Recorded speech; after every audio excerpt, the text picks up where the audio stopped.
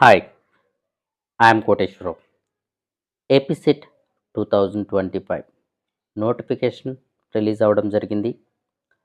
జనవరి 9 నుంచి అప్లికేషన్స్ కూడా రిసీవ్ చేసుకుంటున్నారు.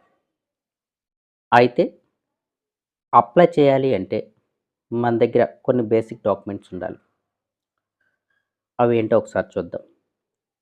First, caste certificate. మీరు రిజర్వ్డ్ క్యాండిడేట్ అయితే మస్ట్ అండ్ షుడ్గా క్యాస్ట్ సర్టిఫికేట్ ఉండాలి. Next, photo and signature.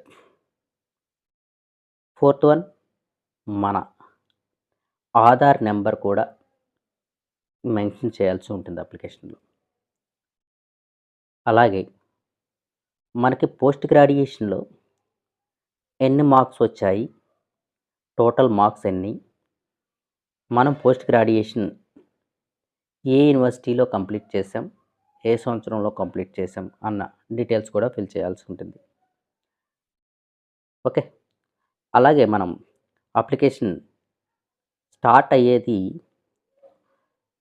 Fee పేమెంట్తో start అవుతుందండి ఈ ఏపీసెట్ అప్లికేషన్.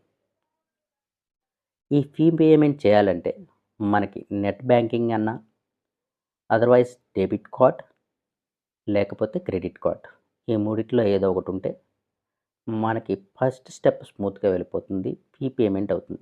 ఈ ఫీ పేమెంట్ చేసేటప్పుడు మనం ఏపీసెట్ అని బ్రౌజర్లో క్రోమ్లో ఎంటర్ చేస్తే ఏపీసెట్ హోమ్ పేజ్ ఓపెన్ అవుతుంది. మనం అక్కడ అప్లై నౌ దగ్గర క్లిక్ చేస్తే టర్మ్స్ అండ్ కండిషన్స్ వస్తాయి. బాటంలో కింద రిజిస్టర్ నౌ అని ఉంటుంది. అక్కడికి వెళ్ళాక మనం మన డీటెయిల్స్ ఫిల్ చేయాల్సి ఉంది. ఫస్ట్ ఫీల్డే మనం అప్లికేషన్ ఓపెన్ తర్వాత ఫస్ట్ ఫీల్డే మనం ఫిల్ చేయాల్సింది ఆధార్ నెంబర్ ఎంటర్ చేయాలి. ఆధార్ నెంబర్ ఎంటర్ చేసిన తర్వాత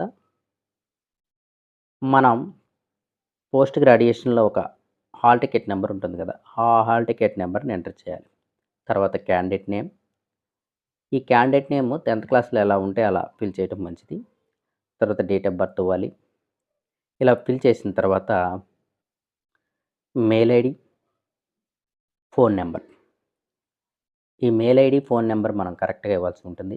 ఈ డీటెయిల్స్ ఇచ్చి క్రెడిట్ కార్డ్ ద్వారా కానీ, డెబిట్ కార్డ్ ద్వారా కానీ, నెట్ బ్యాంకింగ్ ద్వారా కానీ మనం ఫీ పే చేసేస్తే మనకి ఒక పేమెంట్ ఐడి వస్తుంది. ఈ పేమెంట్ ఐడితో మిగతా డీటెయిల్స్ ఫిల్ చేయాల్సి ఉంటుంది. ఈ పేమెంట్ ఐడి వచ్చిన తర్వాత ఫాదర్ నేమ్, మదర్ నేమ్, మనం డిగ్రీలో ఎక్కడ చదివాం అన్న డీటెయిల్స్ ఫిల్ చేస్తే అప్లికేషన్ కంప్లీట్ అయిపోతుంది.